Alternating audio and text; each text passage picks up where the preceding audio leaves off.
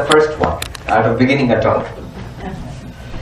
And Vedanta is supposed to be something that you do all your life. As long as one is alive, one should continue Vedantic study. Just reduce it, don't make it too loud. I remember in one ashram in India, Mandukya Upanishad and Mandukya Karika they started a class. A very old Swami who started the class. And somebody asked him at the beginning of the class, so how long will this continue? How many months or years? He said, it's nothing like that. As long as you're breathing, it should continue. They're saying, asupte, amrite. Until you fall asleep, which is always an occupational hazard when you're doing Vedanta. And until one dies. Till that point, Vedantic thinking, Vedantic analysis should go on. But don't worry, there's an end to today's talk.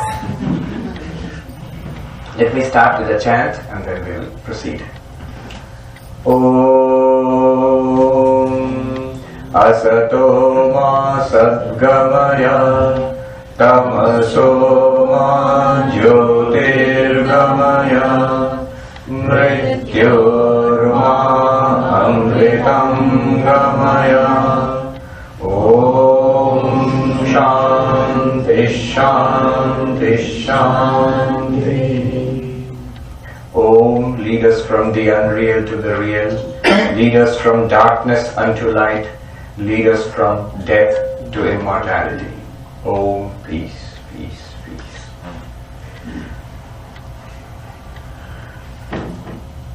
I remember I was, a long time ago, about 20 years ago, I was in the hospital. I was ill for some time.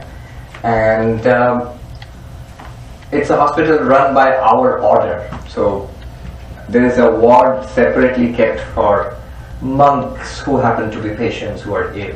So I was in that. I was the junior most. I was a brahmachari, just a newcomer. Just about all the others were very senior, elderly, sick monks. And there was this monk in the bed next to mine who, in the morning, a newspaper would be delivered. And some of the monks would read it. And this monk had never read a newspaper. So he said, let me read, let me see what's there. And so he took the newspaper and he opened it and he read it carefully. And then he turned to me, and I can never forget this, the sheer simplicity of this old monk. He looks at me and he says, Koi Ramayan to Elona? Where is the thing about the story of Rama? For him, only news is the news about Rama or Krishna or something to do with God and spirituality. What is all this? He's not interested in the cartoons, in the news items. So there must be something about Rama or Krishna there, otherwise why are you reading it? Look at this attitude. So that's one thing. Going from worldly news, nowadays it's full of news. The digital media, Twitter and Facebook. And from that, all of that he sees as worthless. There must be something spiritual in it. Otherwise, why read it? Going from that to Rama or Krishna. But today we will have to go further. How further? Let me tell you. In Belur Math, in our main monastery, I was giving a talk, and I generally lean towards Vedanta. So after the talk, this nice old gentleman, he came up and said to me, I'll tell you in Bengali first and then translate. Khub bhalo, very good. Kintu, but ektu Ram, ektu Krishna dile bhalo hoto. Little Rama, little Krishna would have been nice. Some element of bhakti, you're just talking philosophy. Now see the difference. First is, the lesson to be learned from that monk who saw no value in the newspaper is, moving from asara jagat, the world which has no substance in it, no spiritual core to it, moving from that to a devotion, a love of God, from where your affections are scattered in the world, to collect that and put it in a devotional approach to religion, Ram, Krishna, Christ, whatever. But one must go further. When you're speaking about Vedanta, you're speaking about the heart of religion. You're speaking about the highest spirituality, the core of spirituality.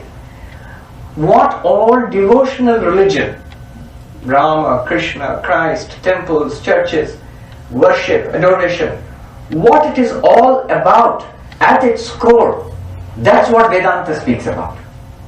So one must take one more step forward.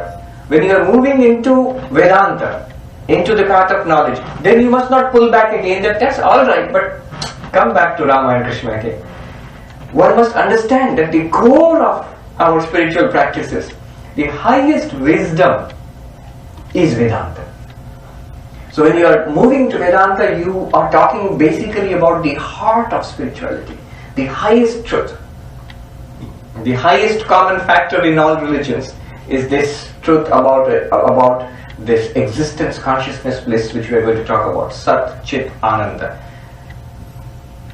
In fact, there was this book I read recently by David Bentley Hart, a Christian theologian of the Eastern Orthodox Church. David Bentley Hart. And he calls this book God as Being, Consciousness, Bliss. Satt Chit Ananda. And the chapters of that book are Satt Chit Ananda. He says the highest truth of religion is this. And he says this is taken from the Upanishads of India. But this is the highest truth of religion. Just now we were singing.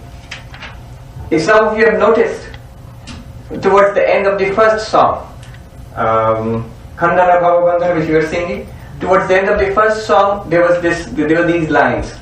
Namo Namo Prabhu Vakya Manatita Manovachana Ekadhara. I salute thee, O Lord, who are beyond language and beyond thought.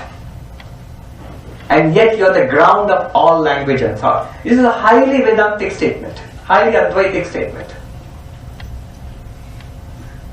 What is that which is beyond thought?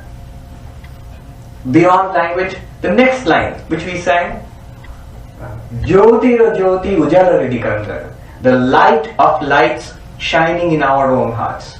The light of lights shining in our own hearts. That light of lights is basically the subject of today's talk. When we're going to talk about Satt Chit Ananda, existence, consciousness, bliss. That consciousness which we're talking about is basically what you are singing, light of lights. So what you are singing here and worshipping God in a particular form is Ramakrishna. Interestingly, in that whole hymn written by Swami Vivekananda, Khandana Bhavabandhana, nowhere is Ramakrishna mentioned. It's very universal. You can apply it to Rama, you can apply it to Krishna, or you can apply it to any divine personality or impersonal truth. So Jyotira Jyoti, the light of lights. That's basically our subject. The light of lights is what? It's consciousness. That which is shining within us. So that's going to be our subject. That is the core idea of Vedanta. That we are Satchidananda. We have been coming to Vedanta for a long time, so we know that Vedanta teaches us that you are Satt Chit Ananda, existence, consciousness, bliss, an immortal spirit, an immortal reality, not this flesh and blood body and mind, not this particular body-mind complex. Vedanta teaches us that. And in all these texts of Vedanta, the essential texts of Vedanta are the Upanishads. Based on that, the Bhagavad Gita, and a logical analysis of the Upanishads in the Brahma Sutras. So these three are the set of Upanishads, the Gita and the Brahma Sutras are the foundational texts, the so-called Prasthanata, triple foundation, a triple canon of Vedanta. But there are many texts. And Shankaracharya onwards, many masters of Vedanta have written wonderful texts. I am speaking about Advaita Vedanta here. Wonderful texts about Vedanta, conveying this message that we are existence, consciousness, bliss. Now, one of those texts is the one which I have got in my hands. This text called Panchadashi. Literally means 15 chapters on Vedanta. And it is written by a great saint in the south of India, in Karnataka, and what is now the state of Karnataka. It was the kingdom of Vijayanagara about 700 years ago. So Vidyaranya Swami, he wrote this text, Panchadashi, 15 chapters on Vedanta. A wonderful text. One of the major texts of post-Shankara Advaita Vedanta. But what I'm going to do today, this evening, is from the first chapter of this text, in the very first chapter, from verses 3 to 10. 8 verses. The first 2 verses are invocatory, salutations to God, salutations to Guru, and so on. But from verses 3 to 10, he does something remarkable. He shows us by reason and appeal to reason and experience alone, not by anything else, not by appeal to authority. He shows us that we are existence, consciousness, bliss, Satt Chit Ananda, entirely on the basis of reason. You see, and at the end he will say, now open the Upanishads. What are they telling you? The Upanishads are telling you that you are Satt Chit Ananda. Without any appeal to texts, without any appeal to Upanishads, any appeal to revealed scripture, any authority whatsoever, he takes only our experience, our day-to-day experience which we all have, and just asks us to reason on it, just guides us through a few steps and shows us that we are existence, consciousness, bliss. 8 verses. Verses 3 to 10. I really like that. It's a wonderful, I would say, wonderful performance where he demonstrates how this very thing is available to us, that you are Satt Chit Ananda.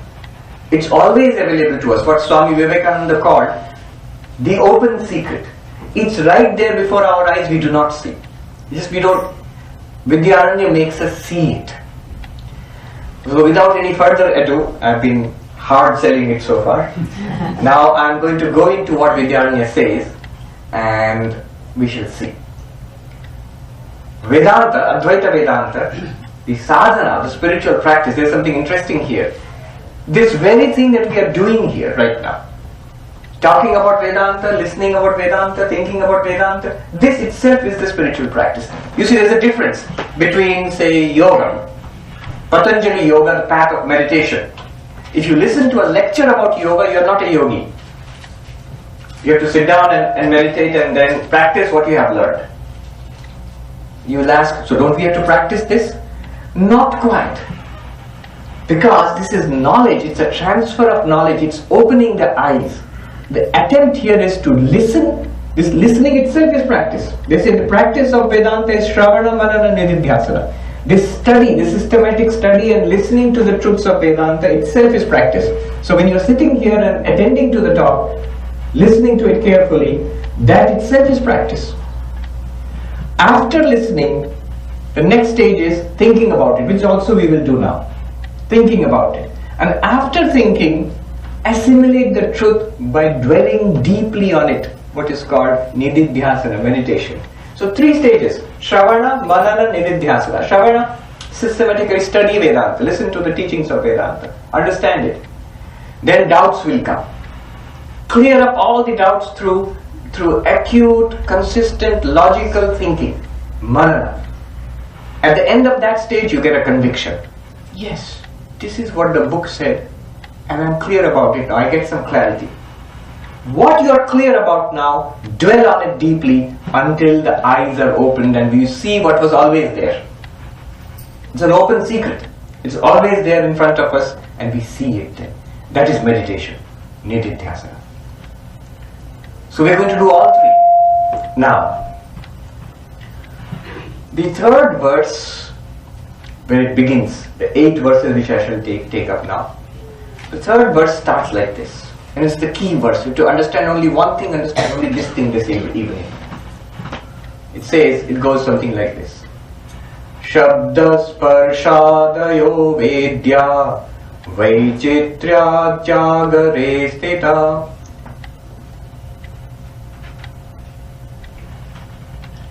Shabda sparshadayo vedya vaichitrya jagare. Let me refer to it. Vaichitra Jagare Prithak, yes. Jagare Prithak Tato Vibhakta Tat Samvid Aikarupyana Vidyate. It makes a very nice point.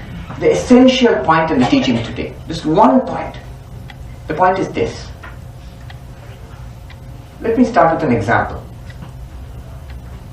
When I show you different objects, here is my hand. You say, what are you seeing? Hand. And now I show you a book. What are you seeing? Book. Next I show you this cloth.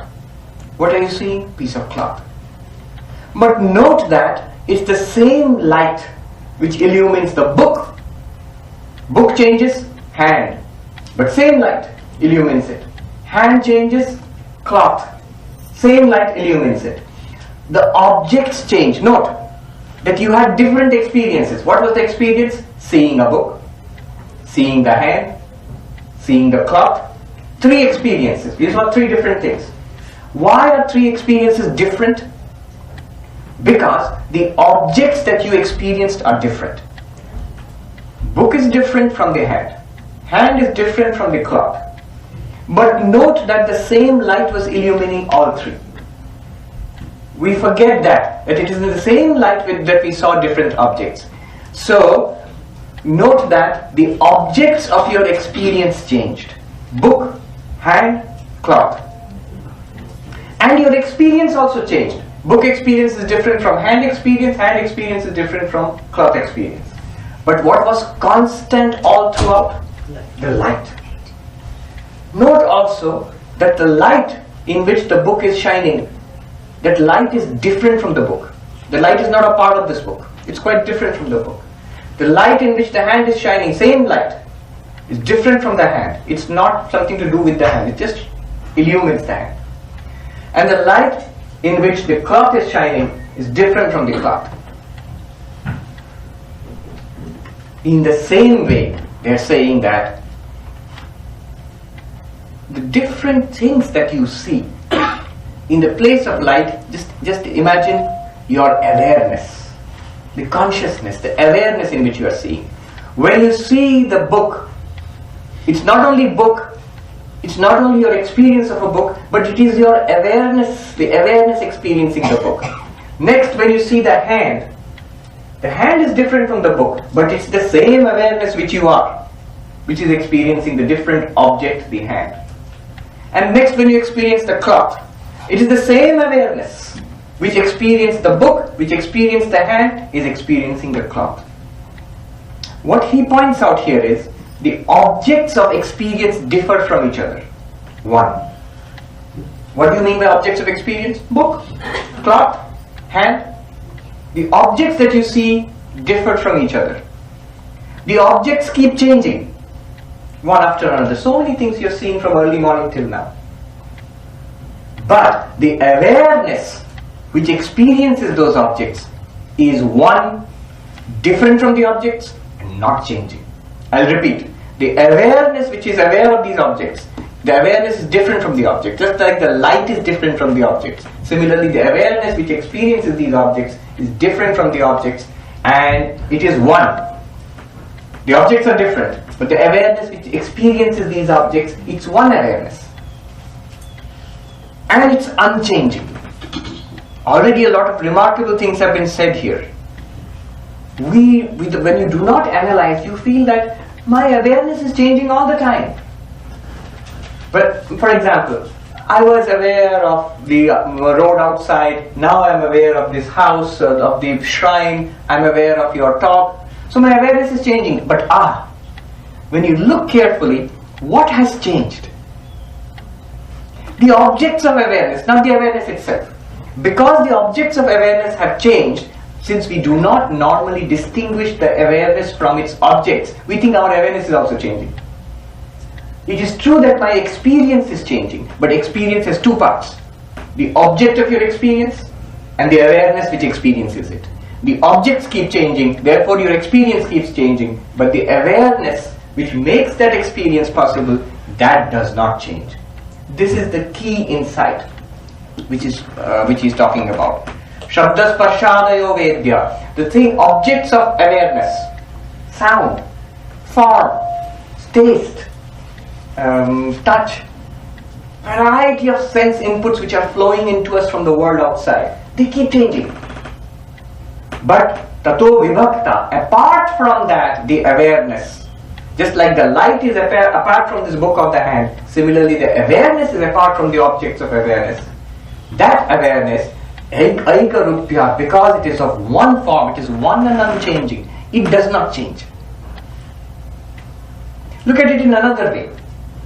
What is basically experience? When you see this book, how do you see it? You say, I see it with my eyes. Eyes are open and seeing the book. I get an experience of book, seeing the book. Suppose your eyes are closed. Follow this carefully. Suppose your eyes are closed. Close the eyes. What happens? I cannot see the book. But do you note that the eyes are closed? What noted that the eyes are closed? You say the mind. In my mind, I am aware that my eyes are closed. So the mind, in Sanskrit, Antakarana, the inner instrument, the mind notes that the eyes are open, that the eyes are closed. Correct? Go a little further.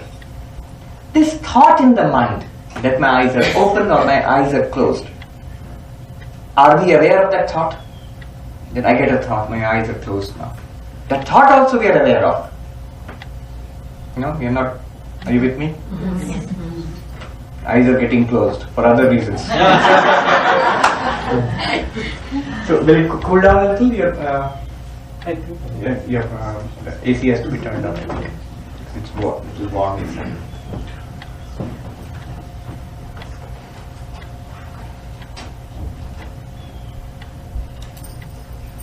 The awareness within, call it consciousness or awareness or sentience within, that is aware of the thoughts of the mind and the absence of the thoughts. Just like eyes are open, you're aware of that, the mind is aware of it. Eyes are closed, mind is aware of that. Similarly, thought in the mind, awareness illumines the thought. We are at a very subtle ground now. As we have stepped inside, the thoughts in the mind as they arise, they are illumined by the awareness. If they do not arise, Swami, my mind is blank. That blankness is also illumined by awareness. That there is no thought in the mind right now, for a minute, for a few seconds, no thought in the mind, blank. How do you know that blankness? Because of awareness. Not only that, think about it. It's not just sight. Different things you see, but the eyes cannot hear. When my speech, what I'm saying now, the sounds, you cannot hear it with the eyes, you need the ears. So the ears get sound. They bring sound into us, into our minds. And the ears cannot taste. You will have food, the food will be tasted by the tongue. The tongue brings in a different kind of sense input. The tongue cannot actually, touch. The sense of touch is another sense. Smell, another sense. All these senses, they each do one thing or one set of things which the other cannot do. And yet all of them are illumined by awareness, the same awareness. So we see that there is an unchanging awareness apart from all the stream of the sense inputs coming into our mind from different senses. Those inputs keep changing, but the awareness does not change. And think about it. Throughout the day, what is your life or my life except this stream of sense inputs? Also internally, thoughts, feelings, memories, ideas, desires. All of them, they arise, they shine in awareness, and then they disappear out of awareness. The awareness is constant and unchanging. Most important insight, beginning of Vedanta. Crucial. And it's not actually all that simple. As we go through the talks in this series, today and tomorrow and day after, you will see it's all about this one thing. And we are trying to more and more carefully understand it, grasp it. Then the next verse says, so what? Well, all day long, from morning till night, we have a series of experiences. And that why it is a series of experiences? Because the objects of experience keep changing. The awareness is unchanging. Unchanging awareness with a series of objects gives you a series of experiences. Experience of seeing, experience of hearing, experience of tasting, and so on. That's our waking experience. And then comes the dream state. You see, at night what will happen? We fall asleep. And this waking world of ours, where we had a series of experiences from morning till evening, that disappears from our awareness. But our awareness does not stop. Awareness continues. And then what happens? Another set of experiences comes in front of our awareness. The next verse talks about the dream experience. It says, Tatha swapnyatra vedyam tu na sthiram jagare sthiram tadbhedo tastayo samvid ekarupana bhityate. Simple verse. What does it mean? Now you have a dream world. You dream about something. Being in a certain place, meeting certain people, maybe eating something, having various kinds of experiences. All of it, it's a dream. You're actually on your bed, you're sleeping, it's all going on in your head. So, I don't need it. Okay. I mean, people might be feeling very warm. Let it be. So, now in a dream experience, you have a series of experiences just like the waking experience. You see things, you hear things, you even eat something, you smell something, you think of many things. And the only difference, he points out, of course there are a number of differences between waking and dreaming, but he points out one difference. One difference is the dream world and the objects of the dream world are unstable. Unstable in the sense that what you dream about in one dream is not available in the next dream. You are having pizza delivered. You have pizza. Now you can't say that, oh, I have time to wake up. I'll put it in the fridge and next dream, tomorrow when I dream I will eat the pizza again. No, you cannot do that. Because it's gone. Unlike the waking world pizza which is there when you, again, next day you can go and have it. But this one, dream pizza, is gone. It's a common sense view of dreams.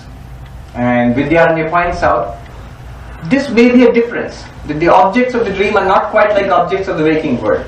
Your objects of dream experience are unstable compared to the objects of the waking world which are stable, relatively speaking. But the point here is not that. He says, my point is, the consciousness, the awareness which experiences the stream of objects in the waking world is the same awareness which is experiencing a stream of objects in the dream world also. In the dream you have a series of experiences. Just like in the waking you have a series of experiences. The only point to be taken from this is that awareness continues unbroken, unchanged, and that awareness is different from the objects of the dream. That unbroken, unchanged awareness continues in the dream also. Just what it is that you are aware of is different. It changes. It's a dream. Vedanta is unique. You know, one sense in which Vedanta is unique. Like one Swami, a devotee came and he was speaking to that Swami, and the Swami sharply said to the devotee, I am not interested in your problems. And the devotee was shocked. But Swami, why are you saying that? I am not interested in your problems, I am interested in you.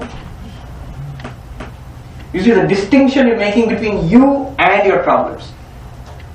I'm not even interested in your life. I'm interested in you. We normally do not make the distinction between ourselves and our lives. We normally do not make a distinction between ourselves and our problems. When you are saying that the awareness is different from the objects of awareness, what you are saying in a philosophical sense is basically this, that what happens in my life is not me. The people in my life are not me. The experiences of my life are not me. Even the body and mind which I experience in life, that's also not me. I am that which experiences the people in my life, the objects in my life, the happenings in my life, the body and mind. All of them are objects of experience for me. I am that unchanging awareness which experiences everything. Vedanta is interested in that unchanging awareness, not in the objects of your experience. The moment you talk about waking and dreaming, you know what people will ask? First thing they will ask, oh, Swami, dreams can also be true sometimes. That's a common question. Or I saw this in my dream. So what does it mean? Vedanta is not interested. You can go to a dream analyst. He will tell you. The dreams have significance for your waking life. Sometimes they can have. But Vedanta is not interested. Vedanta is interested in the seer of dreams, not in the contents of the dreams. Whatever you experience, Vedanta says you don't care. It's a series of objects you're experiencing. But I am interested in the unchanging consciousness which experiences all of this. The point he makes is that unchanging consciousness which experienced the waking life also experiences the changing dream life also. It's unbroken, one unchanging consciousness. Then next what happens? We have two kinds of sleep, you know that? Dreaming and deep sleep. So you go into deep sleep, no dreams, no waking, no dreams, no experiences also, apparently. And somebody will say, Swami, here your Vidyarayana, your nice analysis breaks down here. Because apparently there's one consciousness in waking, same consciousness continues in dream, I can accept it. But in deep sleep there seems to be no consciousness. So that your consciousness, your precious unbroken consciousness, chit, whatever you call it, is gone in deep sleep. Vidyaranya, in the next verse he takes it up, he says, no, it's not gone. He says,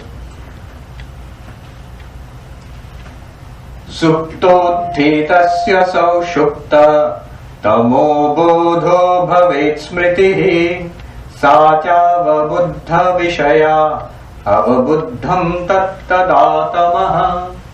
In deep sleep, Sanskrit sushupti, what happens? Blankness, nothing. But absence of experience and experience of absence are not the same thing. You see, what is experienced in deep sleep? What is the difference between deep sleep and waking and dreaming? In waking there are objects of experience. Here you can see. You can see things, you can hear things, you can smell, touch. In dreams also, you see, hear, smell, touch, you think, you remember. So there are objects of experience in waking and in dream. But in deep sleep, apparently there is no object. There is an absence of objects. But absence of objects does not mean absence of the experiencer of the objects. Here are so many people, and you see so many people around you. Now when all the people go away, you see that, oh, there is nobody. But really, is there nobody? Aren't you there? The one who experienced there is nobody, that one must be there. Otherwise, how do you get the experience of nobody? Similarly, Vedanta says in deep sleep, there is no object of experience. The world is not there. You are not seeing anything with your eyes, not hearing anything, not smelling, touching. The mind also shuts down. You do not dream anything. You do not think. You do not remember. You don't even say, I am sleeping. If you say, I am sleeping, you are not sleeping. You don't even say, I am sleeping. There is no experience of I, the ego. Ego is a function of the mind. The mind has shut down. There is no remembering. Nothing.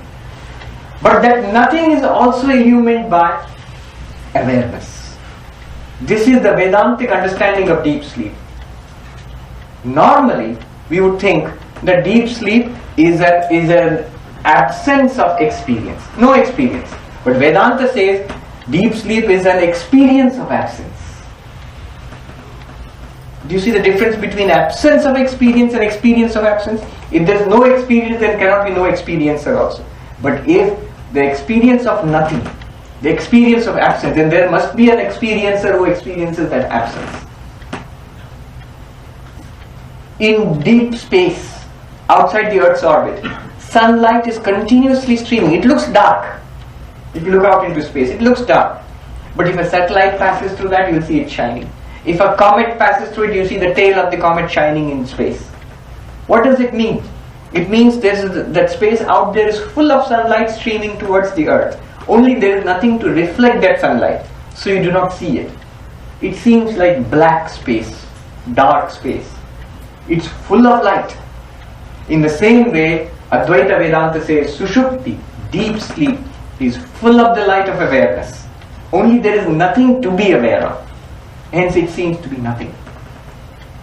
I remember a conference in the Institute of Culture, Golpark in Kolkata. There was a conference about consciousness studies. Scientists, philosophers, both Indian philosophers and Western philosophers, Vedanta, non-Vedantic philosophies. Now there was this professor, interestingly we are talking about him this morning, Professor Larson. Gerard Larson, who is a professor of Sankhya, an American professor, who is a professor of Sankhya. He asked a question to the neuroscientist. So, doctor, what is the medical definition of consciousness? In deep sleep, would you say there is consciousness? And the doctor said, well, the way we understand consciousness, in deep sleep there is no consciousness. In deep sleep there is no consciousness.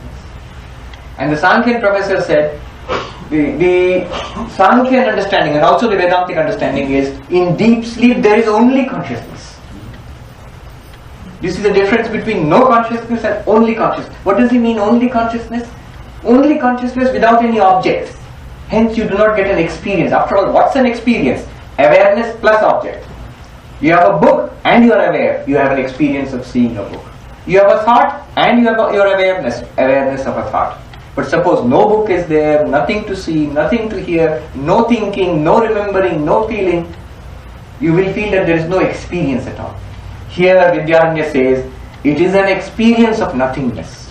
He says that when you wake up from deep sleep, what do you say?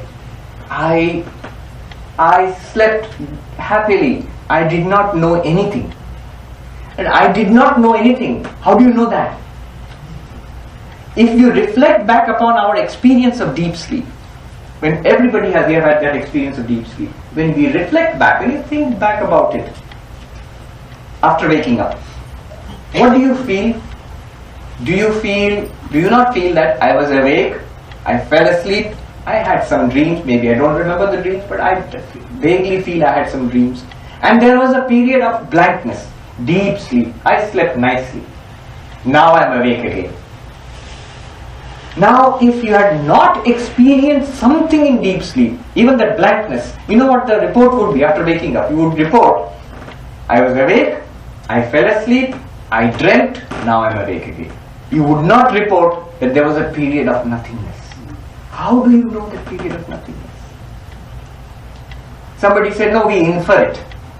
There was dreams and there was no dream after getting up. But actually, do you look back upon our day-to-day experience? Do you actually infer that I went to sleep at 10 o'clock, 2 hours I dreamt, 6 more hours when there was nothing, so I must have had deep sleep for 6 hours. Do you do that calculation? No. You automatically report there was a period of no dreams.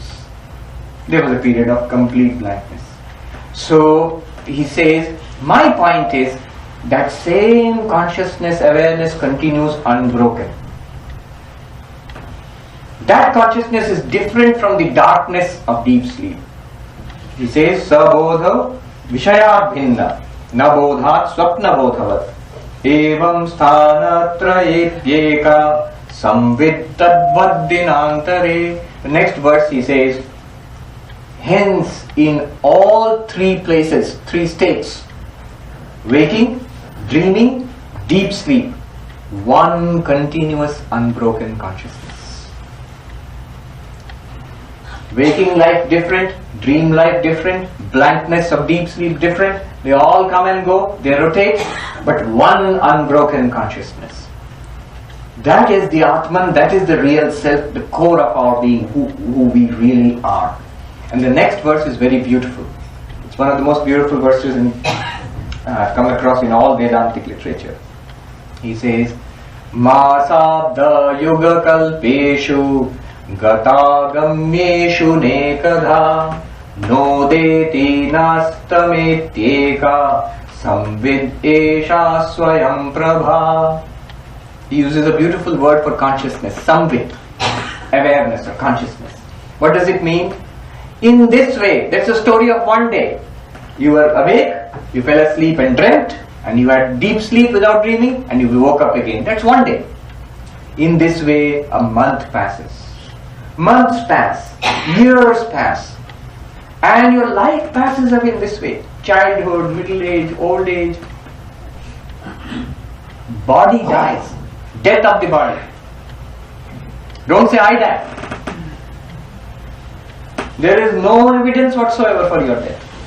You might say, what do you mean? I've seen so many people die. You have seen bodies die. That the person died. You see, it's very interesting. Look at the trick our mind plays. When you interact with a person, you feel you're interacting with a conscious being embodied in that body. You don't feel you're interacting with flesh and bone. You're interacting with a person. If you felt you're interacting with the flesh and bone only, after death also the same flesh and bone is there. It's there, just a dead body. It was a live body, now it's a dead body. So you don't feel that you're interacting with a physical, biological system. You're interacting with a person, you feel, a conscious entity. So that's what the person is according to you when the person is alive. But when the person dies, see what a trick the mind plays. The body dies clearly. And you say the person is dead. Where did you see that embodied being dying? When you are interacting with a person in day-to-day life, you are interacting with a conscious embodied being. That's what you feel. There's a person here. When death comes, clearly it's death of the biological body. But you suddenly say, because of the death of the biological body, person is dead. Where did you experience the death of the person? You did not. In our own case also, when you go further and further back, only memory you will get is of being aware. You do not ever experience the birth of awareness. Nor has anybody, any of us, ever experienced the death of our awareness. So, the body may die. And it says, Yuga Kalpeshu, centuries go by, millennia go by. The Hindus have a huge cosmological scale of time. Millions of years. No deti nastameti. This awareness which you are, it neither rises nor sets. It's like the sun, which neither rises nor sets. The sun itself, this rising and setting of the sun is an illusion created by the rotation of the earth. In the sun there is no sunrise or sunset. In the same way, in consciousness, this consciousness neither rises nor sets, neither increases nor decreases. No deti nastameti. This one consciousness, Swayam Prabha, self-luminous. We just sang Jyoti Rajyoti, light of lights. It illumines itself and reveals everything else in the universe. This consciousness neither sets nor rises. That means it's neither created nor destroyed. Ages may roll by. This is an immortal spirit, this immortal light of consciousness. This is what we are at the core of our being. This is the conclusion. In just 3 or 4 verses. So this is what this unchanging, undying, immortal consciousness is what is called in Vedanta Chit, pure consciousness. How do you distinguish pure? Is there an impure consciousness? You see, how Vedanta distinguishes this is like this. Normally when we talk about consciousness, all the conscious events that we talk about, seeing, hearing, smelling, touching, thinking, remembering, desiring, all of it, or even sleeping, dreaming, all of it is consciousness plus object of consciousness. Do you see that? Any conscious event that we talk about right now, it's your consciousness plus the sound of my voice and the form that you are seeing. Is always, every conscious event that we have in our lives is your awareness, consciousness plus something else, which is not consciousness, which is an object of consciousness. Consciousness plus not consciousness. That's our experience. In consciousness studies, which is a big, which is a booming field right now. I was so glad to see in NYU, New York University, they have a whole unit, mind, brain and consciousness. But till now there is no clear appreciation of consciousness apart from its objects. Right now what consciousness studying is perceptions, thoughts, memories. It's either the mind or the operation of the senses. That's what is understood as consciousness. This clarity of distinction between consciousness and object of consciousness, this has not yet come into mainstream thinking. It will come maybe. One Swami in the Himalayas was asked, can science ever get a pure consciousness, this Chaitanya? He says no, and his reasoning is very interesting. Why? Because whatever you try to isolate as consciousness in a scientific inquiry will be consciousness plus an object of consciousness. Consciousness plus something that is not consciousness. So that with any instrument, any scanner, any device, what you grasp will be an object for that scanner, will clearly be an object for consciousness. And you will grasp the objective part of experience, not the consciousness part of experience. I will not go deeper into it, it's worth thinking. Even at the subtlest level, introspect inside and you take a simple thought, 2 plus 2 is 4. The 2 plus 2, 4, that's a thought. It's an object. That which is aware of the thought is consciousness. So this is called Chit or pure consciousness in Advaita Vedanta. And Vedanta says, Tat Tvamasi, that's what you are. That's what I am. That's what all of us are. An immortal, unchanging light of awareness. Our problem is we associate this light with the objects of that light. With the body, mind and the biography, the personal history of this body, and that's what we think we are. And that's what creates problems for us. Now, here I will add one more thing. Remember, what are we trying to say? We are trying to see, Vedanta says you are Satt Chit Ananda simply by reason and experience. So far we have come to Chit. So Swami, 40 minutes are over. Only Chit now. Don't worry, the rest of it will take very little time. The next part is Sat. Sat means pure existence. Like pure consciousness, pure existence. One aspect of pure existence is that it's something that is never born or created, never dies. An immortal existence. A simple logic is used here. It's not mentioned, it's taken tacitly, implicitly it's understood here. Things which gain and lose properties, those properties do not belong to those things. Now that's an abstruse statement, but let me just explain a little bit. When you are boiling, say, potato, the potato is hot. We talk about a hot potato. So there is a hot potato, but the heat is not intrinsic to that potato. It was cold earlier, now it's hot. After some time, when you put it on the plate, after some time, what will happen to the hot potato? It will become a cold potato again because the heat is gone. Where did it get the heat from? From the boiling water. But is the water hot in itself? No. Where did the water borrow its heat from? From the hot pan. Is the pan hot in itself? When it is in the cupboard, it's not hot.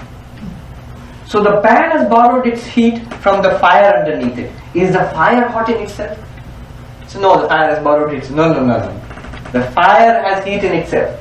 As long as the fire lasts, it could be electric fire, gas fire, whatever. As long as the fire lasts, it will be hot.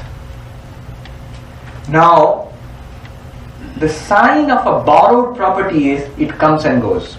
It's like borrowed money. Somebody said we don't know who is wealthy and who is poor anymore. Everybody seems to be wealthy, but in many cases the money is borrowed. And you will see after some time somebody will come and repossess the home and the car and everything. They say, oh, I see. He bought it all on borrowed money. It comes and goes. The sign of something borrowed is that it comes and goes. The sign of that the potato had borrowed heat is it became hot and then it lost that heat. The water became hot and it lost that heat. But the fire never became hot or lost that heat. It was always hot. That means heat is an intrinsic property of the fire because it does not come and go. Now let me ask you a question. If existence could be the intrinsic property of anything, of an entity, existence, in Sanskrit astitva, existence could be the intrinsic property of anything, what would happen to that thing? Remember, anything borrowed comes and goes. If anything comes and goes, it's borrowed.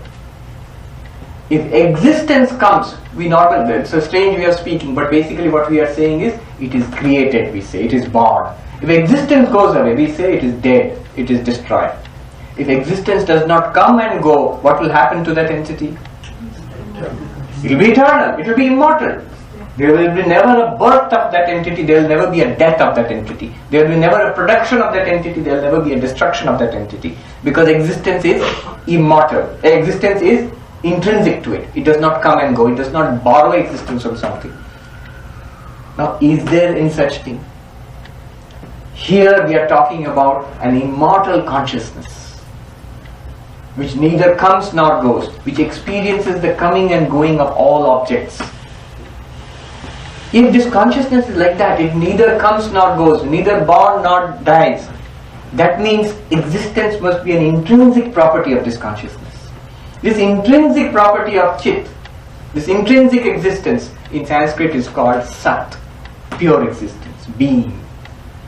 So by this logic, Vidyaranya wants to show implicitly, he has not mentioned it separately, that existence is implicit to pure consciousness. Sat and Chit are the same thing. So good for it. What does it have to do with me? You are that Sat and Chit. Even and is not the right word. It's Satt Chit, existence consciousness. You, I, we are all that pure consciousness existence. That leaves Ananda, bliss. You say, Swami, come to the real thing. Ananda is most important. Vedanta insists that we are Ananda also. We are bliss, the nature of bliss. What does that mean? And here, I will not read out the verses for lack of time, but in 2 verses, he shows, the author shows, just by reasoning and appeal to our experience, that we are Ananda. Not that we are happy, as Vivekananda put it, not that the self exists, it is existence itself. Not that it knows something, it is knowledge itself or consciousness itself. Not that it is happy, it is happiness itself. And what does happiness itself mean? This existence consciousness is also bliss, the highest bliss. What does that mean? And how do you prove that? He uses 2 arguments, and the arguments are a bit strange. So let me lead you through that, what he says here, Vidyaranya. 2 arguments. First argument to show that we ourselves are our unbroken, unchanging source of happiness. This Atman, the self, is an unbroken source of Ananda for ourselves. Always, permanent source of Ananda. It never gives us misery, it always is a source of joy for us. It means what? Our own existence. That's one argument, he will show that one. The next thing he has to show is that it is the highest source of joy. Not only permanent, but highest. 2 arguments. What are the arguments? It goes like this. It's a bit strange, but it takes some time to wrap your mind around it. The first argument is this. Whatever we like, we try to get. And when we get it, we try to keep it. If we like it. And what do we like? Whatever gives us happiness, we like that. Whatever gives us happiness, we like it. Like it might be a job, it might be a person, it might be a device, it might be a pet. Anything that gives us happiness, we like it. And what we like, we try to keep it. 3 things I've said. Happiness, 1. Second, liking. Third, trying to keep it. Opposite. That which makes us miserable, we don't like it. And what we don't like, we try to get rid of.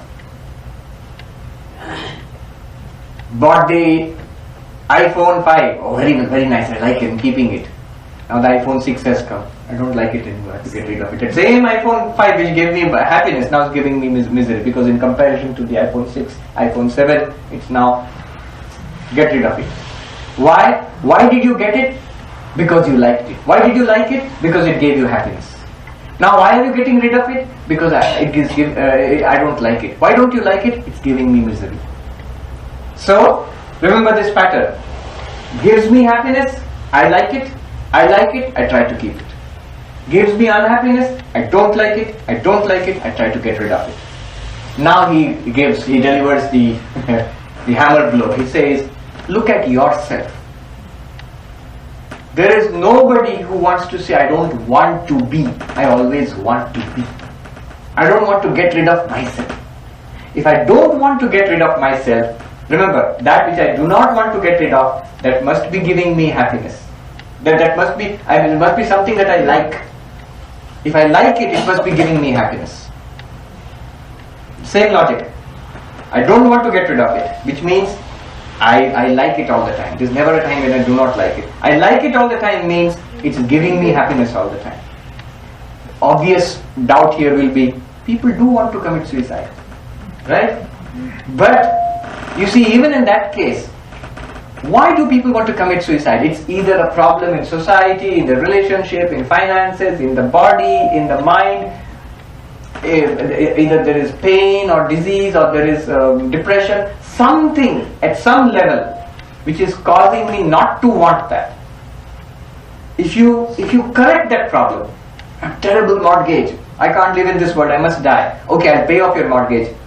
Okay, now so are you going to die now? No, I don't want to die anymore. What happened? You don't want to get rid of the self. You want to get rid of the mortgage problem.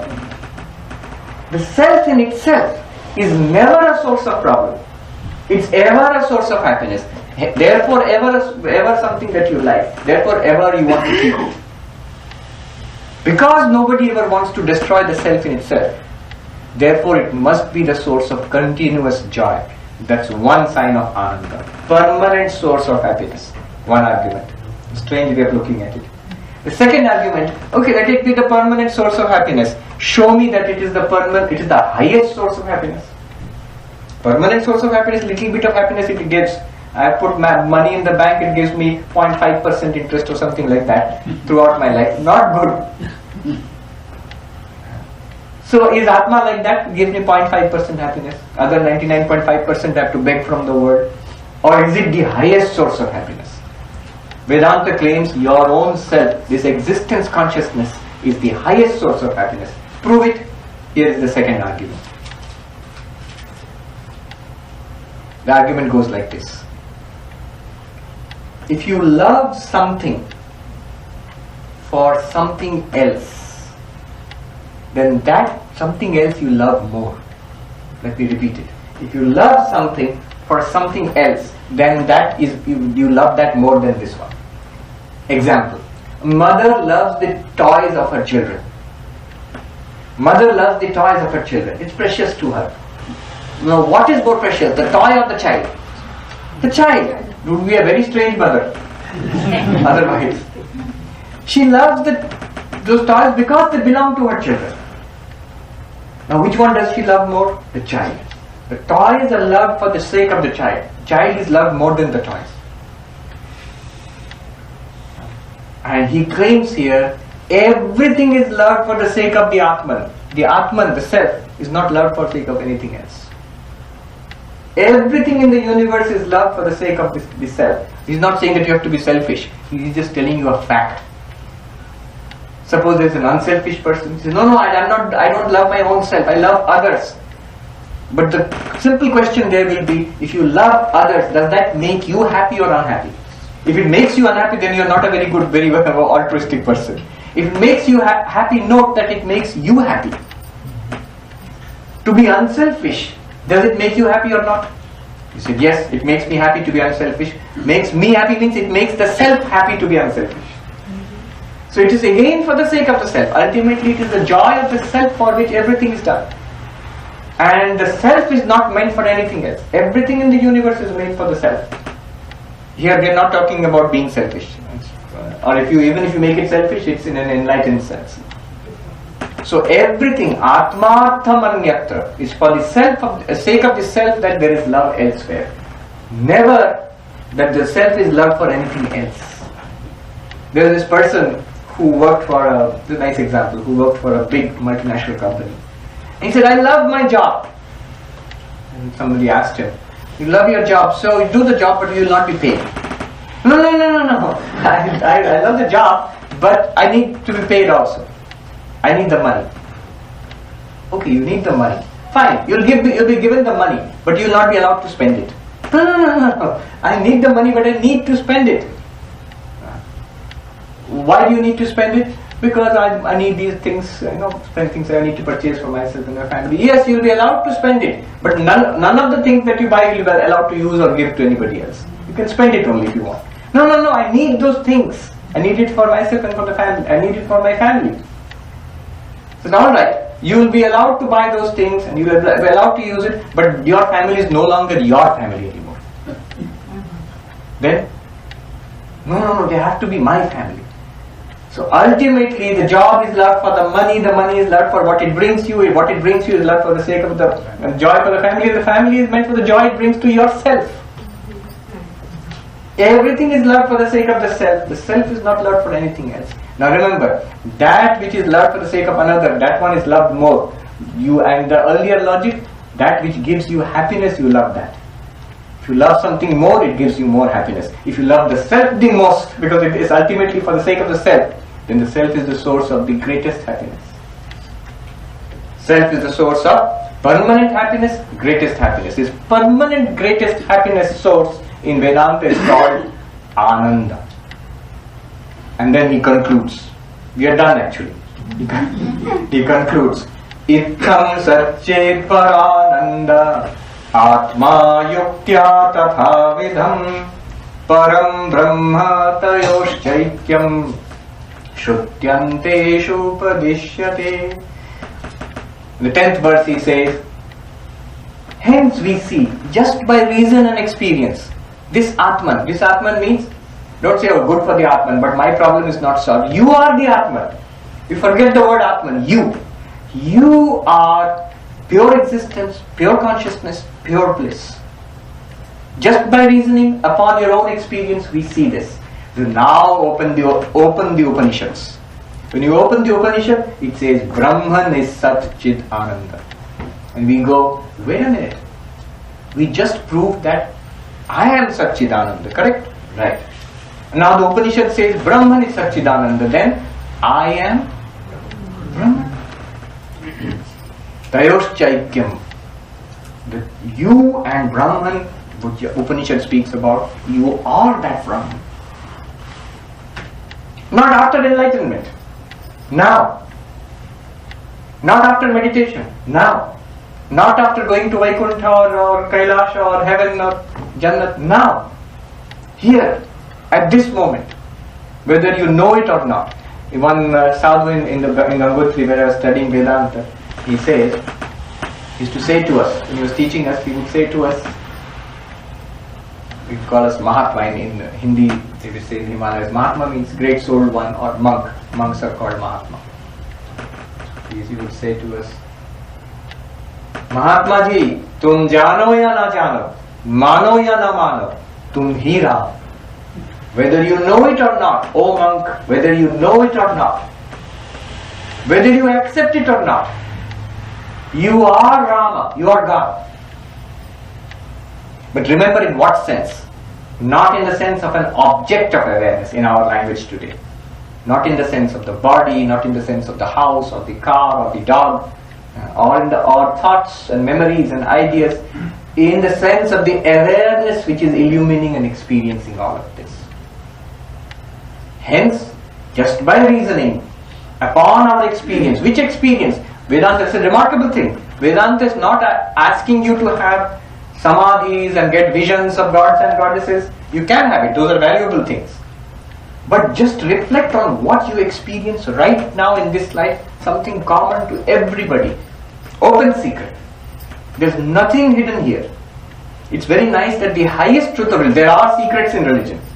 There are wonderful things to mysteries in religion. Fine. But the greatest truth of religion, of spirituality, what the Vedanta teaches us, that you are Brahman. There is no mystery here. There is nothing hidden here. All that is hidden is because we have put our hands in front of our eyes. We do not want to see. And Vedanta just takes the hand away, makes you open your eyes and see this is what you are. After this, what sorrow? What longing? What would you want for? Alright, I'll stop here. We have run out of time also. One or two questions and then we'll do a little meditation. Yes, there's a question there. Another question here.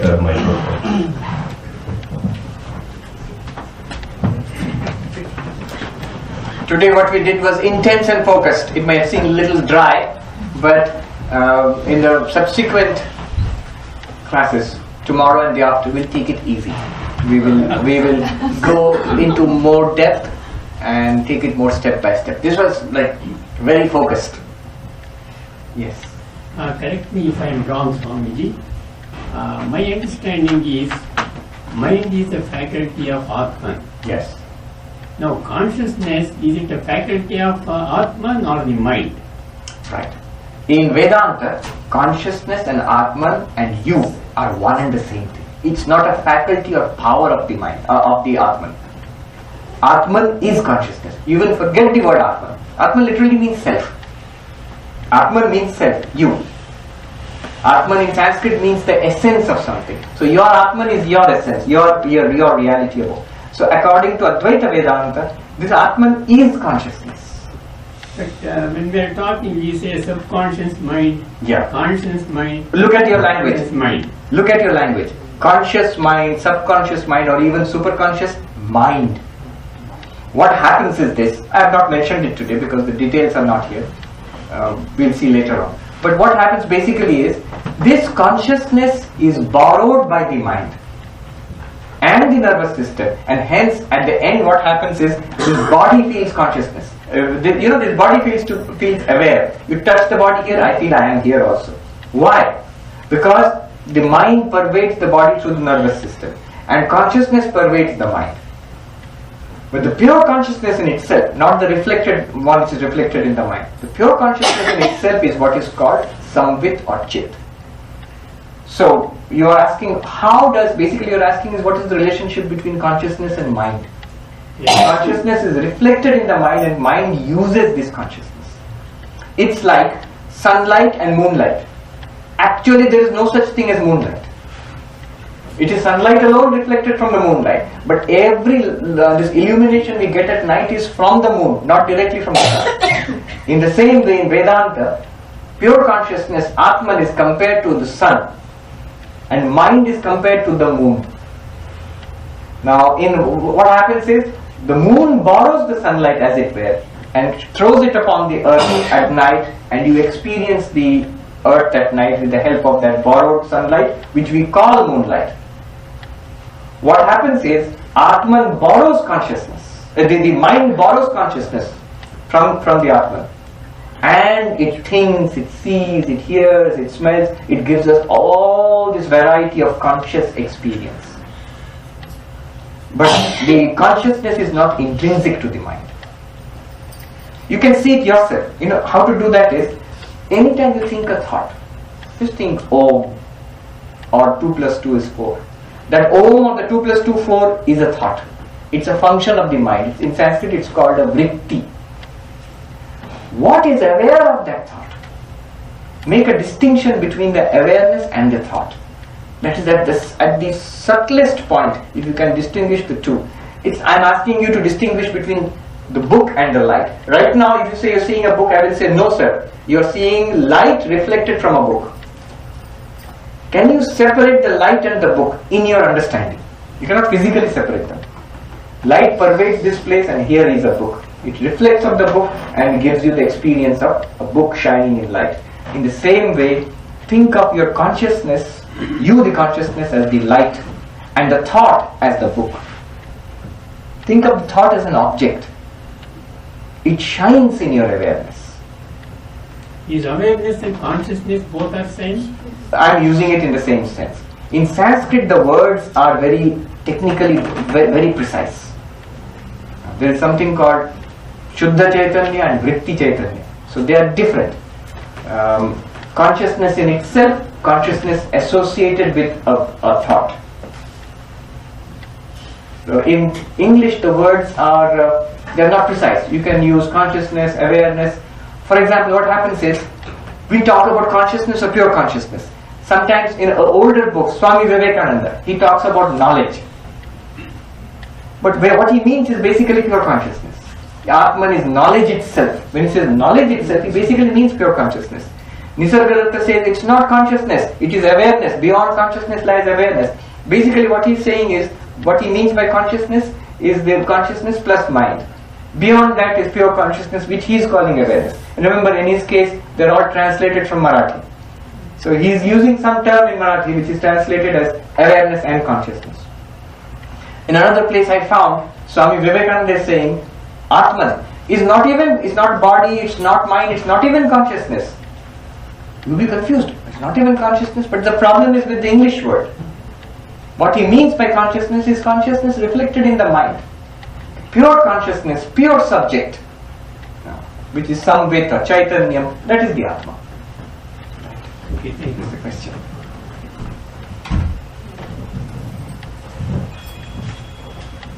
Swamiji, thank you. I'm trying to understand why. My question is this. A person who is seeking spirituality and knowledge Yes. is seeking the scriptures he reads Upanishads, Gita and Brahma Sutras. He is given answer to that by reading Karma Yoga, Jnana Yoga, Bhakti Yoga. Yes. There are so many yoga Upanishads. Yes. None of them have been mentioned there. I want to know why we eliminate all of them. There is no mention about the Kundalini, Hatha Yoga, and Kriya Yoga. So many other things are there. Right. The reason is this. What I have been speaking about now is called Advaita Vedanta. You see, Sanatana Dharma is vast. It's an ocean. And there are different paths and different methodologies. There's a variety of approaches. Depending upon how you construe the problem, the solution also will be different. Advaita Vedanta tells us our problem is that ultimate reality, Brahman, is right now, right here. Everything is that and you yourself are that, but you do not see it. The only problem is ignorance. You do not know it. So if ignorance is the problem, the solution will be jnana, knowledge. And Advaita Vedanta is a knowledge-based system. But that's because the way they have constructed the problem. But the problem can be constructed in another way. If you go to Patanjali Yoga, Patanjali says actually that's not the real problem. The real problem is distraction of the mind. The mind is restless. If you calm the mind down, in samadhi, then you would see the truth. Then what is the problem? Vikshepa, distraction. What is the solution? Concentration, samadhi. So Patanjali Yoga tries to achieve samadhi and thereby attain enlightenment. The Upasaka, the Vaishnava will come and tell you, no, restlessness of mind is not the problem. Ignorance is not the problem. The problem is abhakti, lack of love and surrender to the Lord. You love the world, that's why you're trapped in the world. Love God, you worship God, surrender to God, have faith, you will be free. Now you see the problem has been construed in a different way. Solution is different. So I'm saying there are a wide range. I call Sanatana Dharma a full spectrum religion. Wide range of approaches.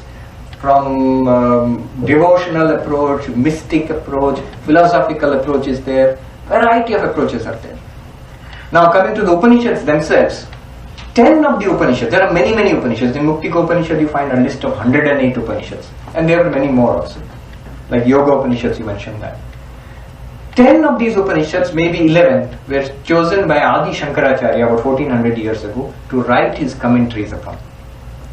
So those became the basis of what we call Advaita Vedanta today. So the 10 Upanishads.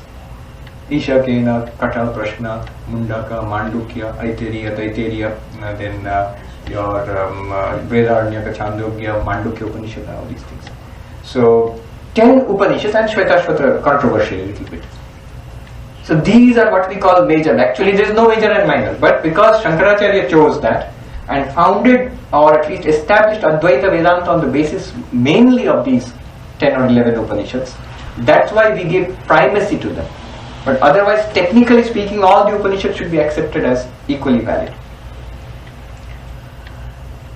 And if you go to Vishishta Advaita or Dvaita Vedanta, they give more emphasis on Bhagavata, Vishnu Purana, rather than on the Upanishads. You will see there is a shifting emphasis from Jnana, path of knowledge in the Upanishads, to devotion in the Bhagavata or Vishnu Purana, to meditation in texts like the Yoga Upanishads or your Patanjali Yoga Sutras. So it depends upon your approach. The approach which we took today is highly jnana based, knowledge based. Advaita Vedanta. Who is benefited by pursuing Kundalini Yoga? I'll just give you a hint here. There is a commentary on the Gita called Gudhartha Deepika by Madhusudan Saraswati, who is himself an Advaitin, follower of Shankaracharya, but also deeply devotional and very learned in all the other branches also. In one place he makes this point. I'll give you the exact spot also. Gita chapter 6, 29th verse, 6.29. Chapter 6, 29th verse, commentary by Madhusudan Saraswati, Gudhartha Deepika. There he says, He quotes from Yoga Vasishta. He says, the two paths have been taught by Shiva. One is by the path of knowledge, one is the path of meditation. Why? He says there are a group of people who consider the world to be real, and he calls them, say, the Sankhyans and the yogis, the followers of Hiranyagarbha. Literal word he used is followers of Hiranyagarbha. They consider the world to be real. If you consider the world to be real, the only way out for you is to erase your experience of the world. Then only enlightenment is possible. This thing must stop. Then only I can see myself as apart from this. So samadhi meditation is prescribed for them. That's where Kundalini Yoga might be useful. And then he says, in contrast to this are the followers of Shankaracharya. He mentions by name Shankaracharya. This is Bhagavad Pada he mentions. There, he says, exclusively the path of vichara, what we are doing here.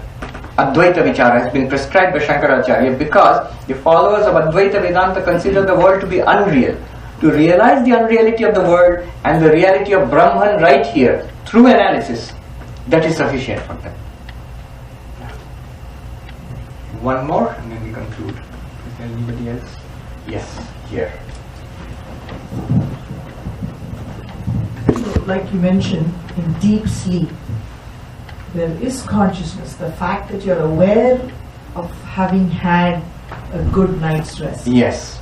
It is supportive of that. Yes. What is the explanation for somebody who faints? Oh. And we typically ask them, were you conscious? Are you aware of fainting? And they say, no, they were not aware. Oh. So what is that state? Right.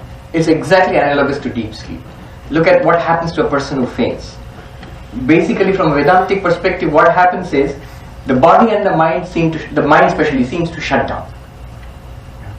So the person is unable to use the mind and the sensory apparatus to experience the world. That's what's called fainting. When you say, were you aware of fainting? He does not feel that I am fainting. He just felt it went off and then it came back again. That feeling that it went off, something was there, blankness, and it came back again. That itself shows that there was awareness there also. Otherwise, what would happen is, for a person who fainted and was revived, he would say nothing happened. Here I was awake and now I am awake also. Somehow in between some time has passed. But that person feels something happened in between. I was not aware of what's going on. There was a period of blankness, of non-awareness, but that non-awareness also he was aware of. At that time he was not aware. He could not say that I have fainted now, I am in a state of fainting now. He does not think like that. If you think, then the mind is functioning. When you come out of it. There was a talk by Dr. Anil Seth. He's in England. He's a very well-known neuroscientist. I heard it on internet. He gave it before the Royal Society of Medicine in London. He said, look, deep sleep is something but anesthesia. I personally had an experience in an operation in anesthesia. He said, in anesthesia you're totally gone, you're not there. It's deepest. It's like your existence is completely erased. In deep sleep also there you feel that there is something. But look at his language. That he felt that the anesthesia experience is something different from the deep sleep experience shows that there was experience there also. Otherwise he could not have spoken about it. He would have just said nothing. Alright, let's do a short meditation based on the unbroken consciousness. Sit straight and relax. Relax doesn't mean droop. Sit straight but don't be rigid. Breathing normally. If you like, you can close your eyes. Breathing normally.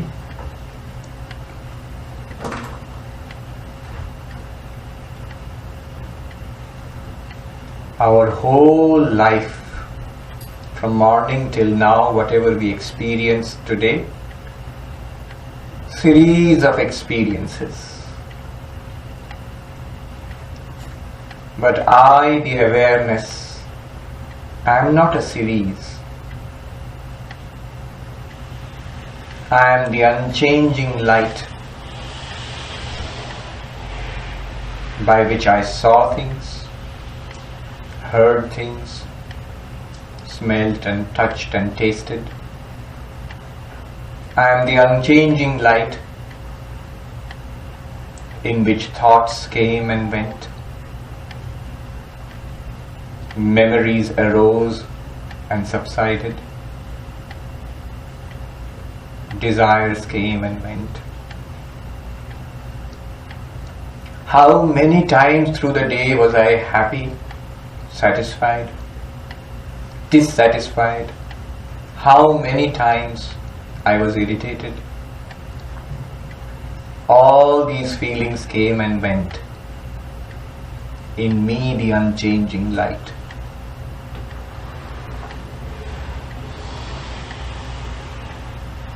Breathing normally.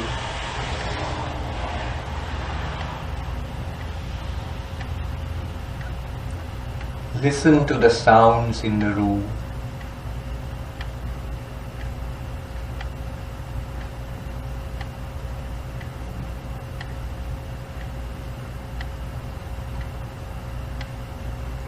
Relaxed, breathing normally. Listen to the sounds outside the room.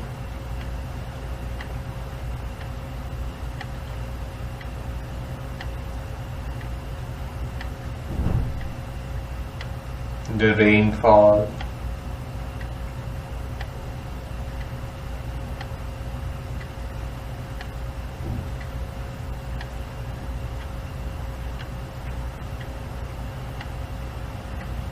Sound of cars.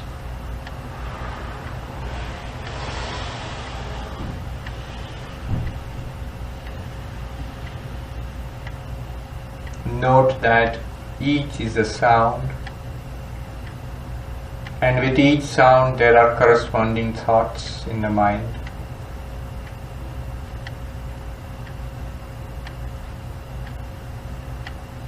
You are the light in which the sounds appear,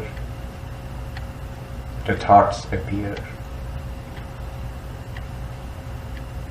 You are apart from the sounds and the thoughts.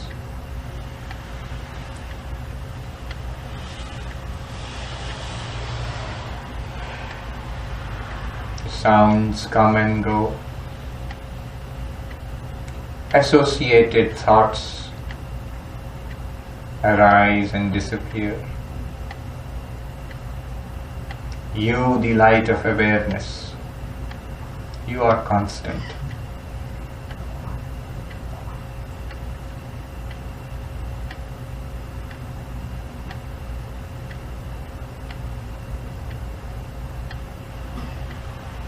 Breathing normally, relaxed.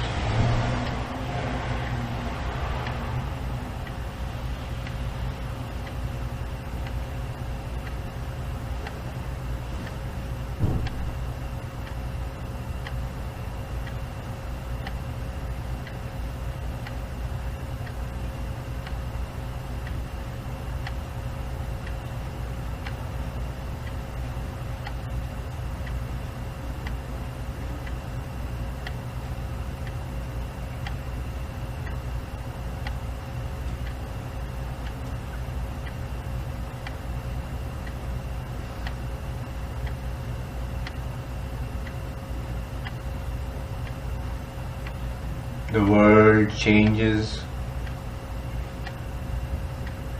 the body changes,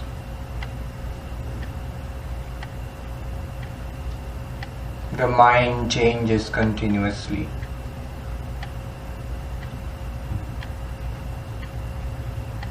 I, the light of consciousness, do not change.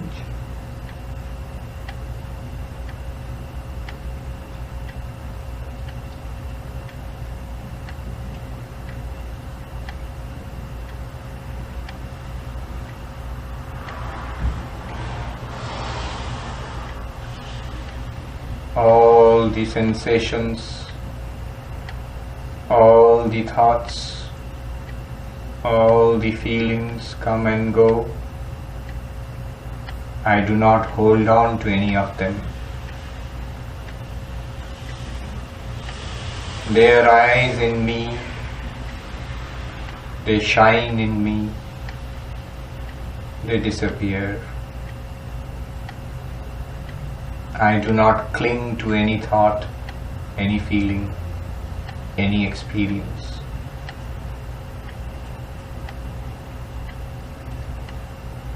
I am unattached, the constant light of consciousness.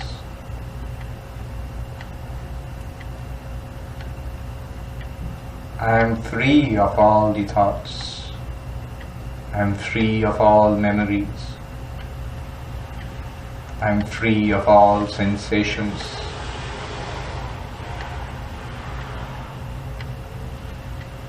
Let them come, let them go. I shine.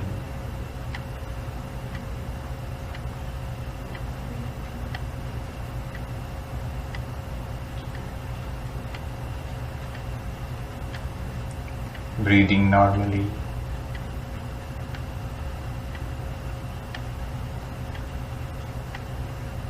Be aware of the sounds. Rainfall outside.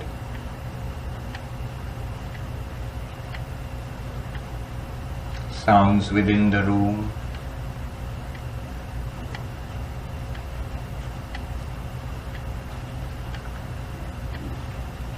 Be aware of your body sitting on the chair or on the floor. We shall all chant Om 3 times after me, after which shall open your eyes, looking downwards. I will chant Om, please follow.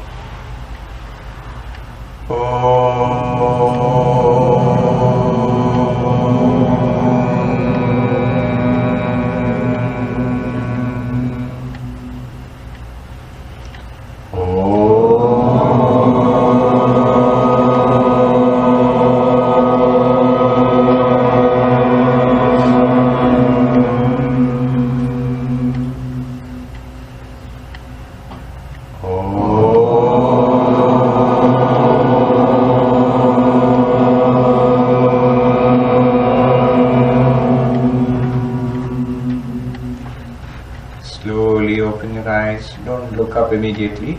Look down at your lap.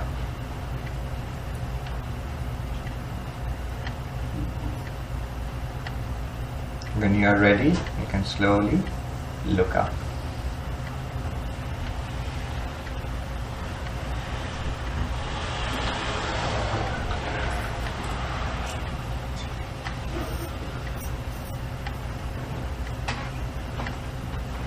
This is too short. This thing should be, this meditation itself normally should be 30 to 45 minutes long. Then you can feel it. This is very good, Nora.